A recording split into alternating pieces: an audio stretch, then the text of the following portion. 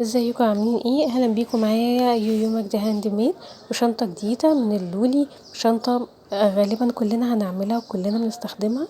بورتفيه بسيط يقدر ان احنا نستخدمه في المناسبات او نستخدمه في الخروجات العاديه مع السلسله الطويله.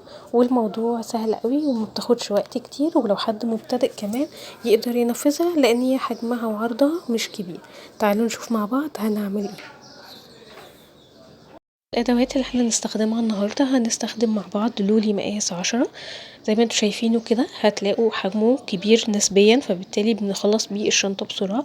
غير كده الفتحات بتاعته زي ما انتوا شايفينها كده واسعه، فبالتالي بنستخدم معاها الخيط الاكتر سمك زي مقاس 6 او مقاس 7.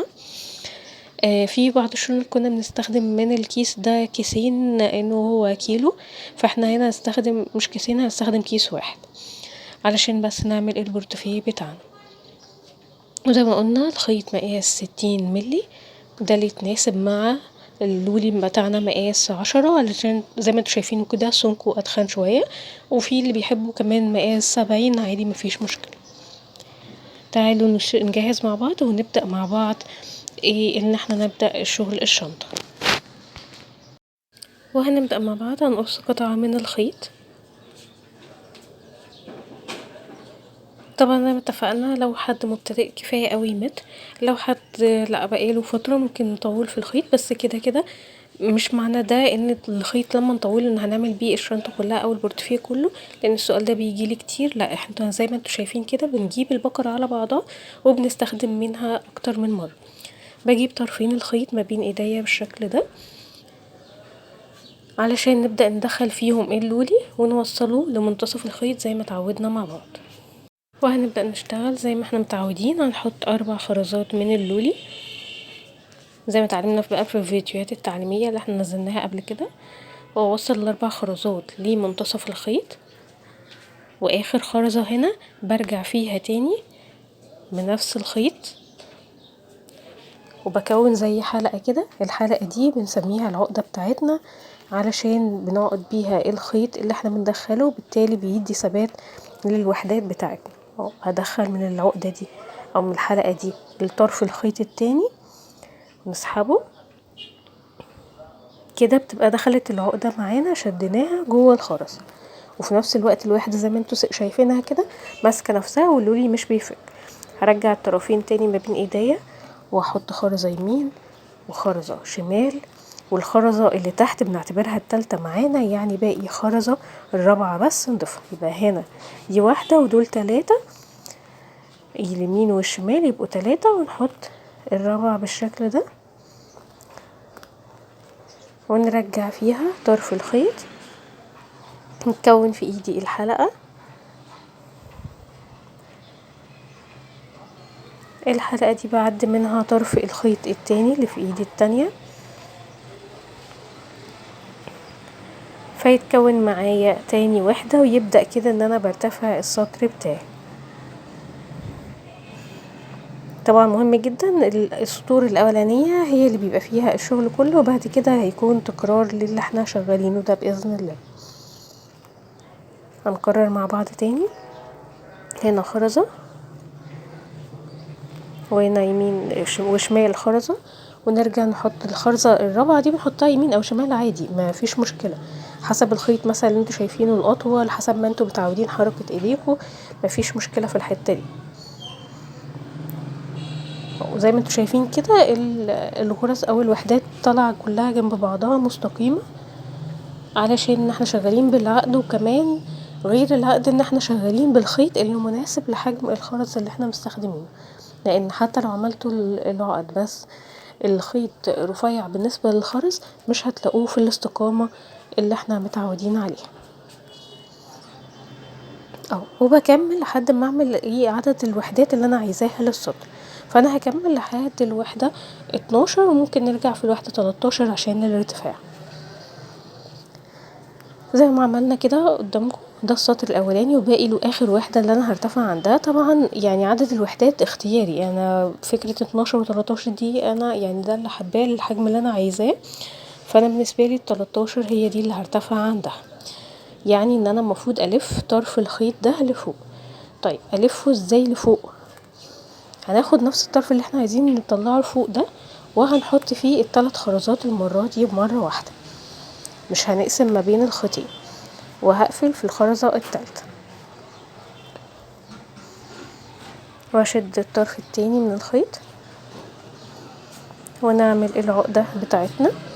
هنلاحظ ان هنا الخيط اتجه وارتفع لفوق اهو، شايفين كده؟ طب انا ارتفعت لفوق، بس انا عايزه كمان الخيط ده اللي على الشمال معايا يتجه معايا بالخرز اتجاه اليمين. يبقى هعمل ايه؟ هستخدم نفس الخيط اللي على الشمال ده واحط فيه 3 خرزات ونقفل في الخرزة التالتة علشان نلف الشغل بتاعنا بالشكل كده. طيب تكون عندي ان الخيط اللي تحت ده جنب الخرزة اللي تحت دي، يبقى ادخل في الخرزة الجانبية اللي عليها الدور عادي وادخل فيها الخيط. وبعد كده الخيط اللي فوق، انا بالنسبة لي تحت كده بقى فيه خرزتين، فانا الخيط اللي فوق ده هضيف فيه خرزتين مرة واحدة، وهو ده هيكون طريقة ان احنا نرتفع ونشتغل الشغل الجانبي رايح جاي بقى يمين وشمال، هيتكرر نفس العملية دي بالشكل ده. نفس الحركة هنا الخيط تحت هدخله في الخرزة الجانبية اللي عليها الدور بالشكل ده،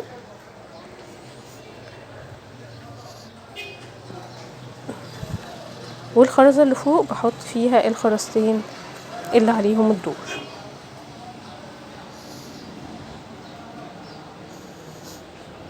اعتقد الامر هنا بسيط جدا والطريقة سهلة جدا. هكمل بقى لنهاية الصف ونيجي عند اخر خرزة هنا اوريكم نعمل ايه. جينا عند نهاية خرزة اللي هي بتاعت الصف التاني، وهنا هيبقى فيه بس اختلاف بسيط لان خلاص ده نهاية سطر وانا عايزة ارتفع السطر الجديد، يعني عايزة اعمل تاني نفس تحويلة الخيط انه يطلع لفوق وبعد كده من فوق للشمال. يبقى لا، مش هستخدم الشمال، انا هستخدم الخيط اللي على اليمين المرة دي. فالمرة دي هنحط فيه خرزتين لان المرة دي انا النهاية عندي فيها 2. واعمل العقدة بتاعتي كده الخيط اتحول لفوق. عايزين نتجه بقى من اليمين للشمال، فيبقى الخيط اللي على اليمين هو ده اللي هضيف فيه ال3 خرزات بتوعي علشان ارتفع، عشان اكرر نفس العملية تاني وابدأ ارتفع الدور ده وبعدين اشتغل الادوار اللي جاي. فهنحط في اليمين المرة دي ال3 خرزات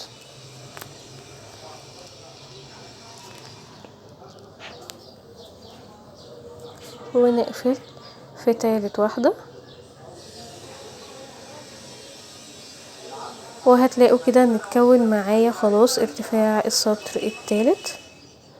ونفس الكلام الخيط اللي تحت هدخل في الخرزة الجانبية، وطبعا كمان الخيط معايا هيخلص هنعمل وصل الخيط، وطبعا ده انتوا شفتوه في الفيديوهات اللي احنا كنا عاملينها بتاعه وصل الخيط، ممكن ترجعوا لها او لو مشفتهاش اعملها لكم احطها لكم في الكومنتات.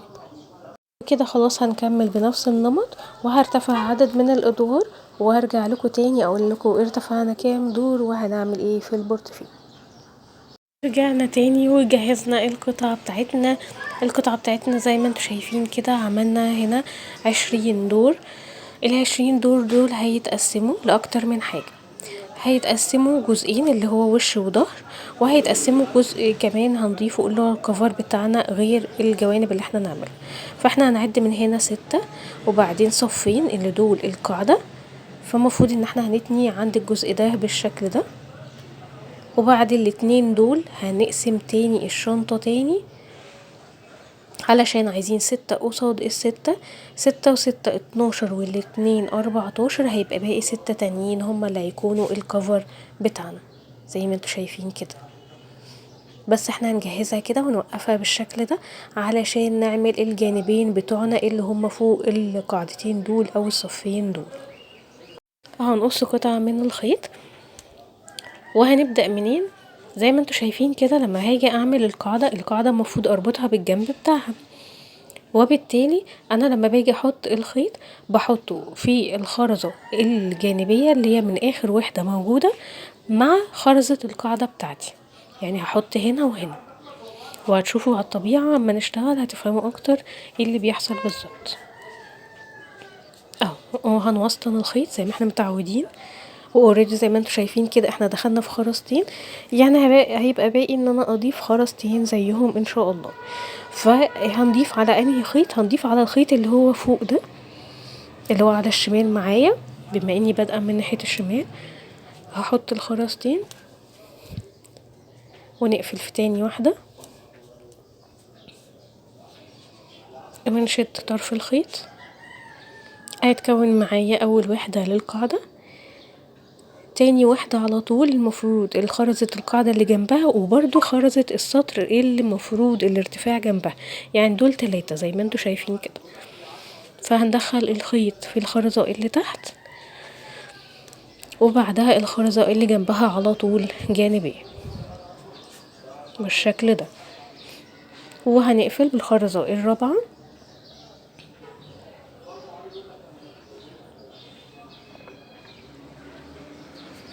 وكده يبقى اتكون معايا اول صف بالنسبة لي للجانب بتاعي، وهيبان اكتر كمان لما نرتفع كمان دور.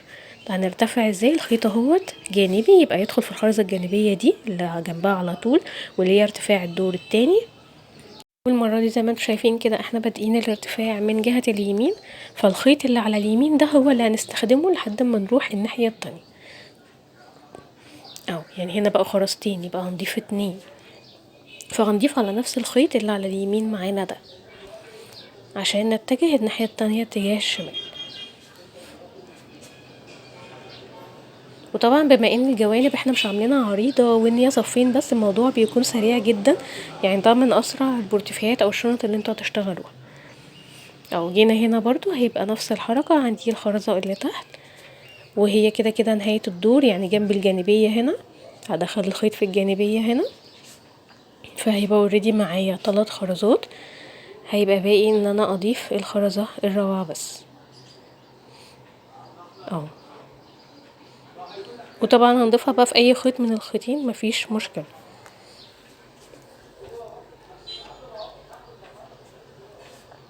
ونشد الخرزة كويس زي ما انتوا شايفين كده. خلاص بدأ الجوانب تظهر معايا وبدأت الشنطة تقف. مجرد ما هنقفل الجوانب الكفر التاني هينزل بالشكل ده. فاحنا كل اللي هنعمله تكملة لنفس الجزئية، ان انا هرجع ادخل الخيط من هنا، وطبعا هيبدأ يظهر معايا تقفيل الجنب التاني بشكل اكتر او واضح اكتر.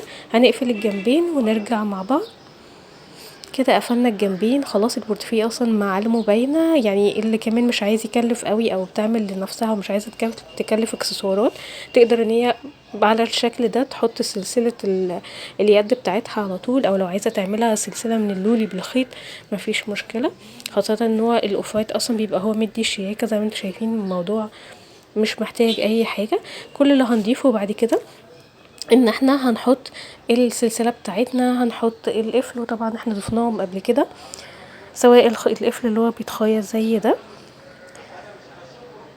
او ان احنا بنحط القفل التاني اللي بيتقفل. ولو انتوا مشفتوش الفيديوهات عرفوني علشان ننزل لكم الفيديو بتاعه مرة تانية منفصل، غير ان احنا طبعا شرحناه اكتر من مرة في فيديوهات الشنط. وزي ما انتم متعودين انه الكفر اللي فيه القفل ده هو اللي بيبقى لفوق. وكمان في حاجات متاحة زي التوك دي، حابة برضو ان انا اوريها لكم علشان اللي مش بيحبوا او ما بيسلكوش قوي في موضوع الاقفال. نقدر نحط توكة زي دي، توك مختلفة سواء دي او اللي انا جيت اما صورت حطيتها.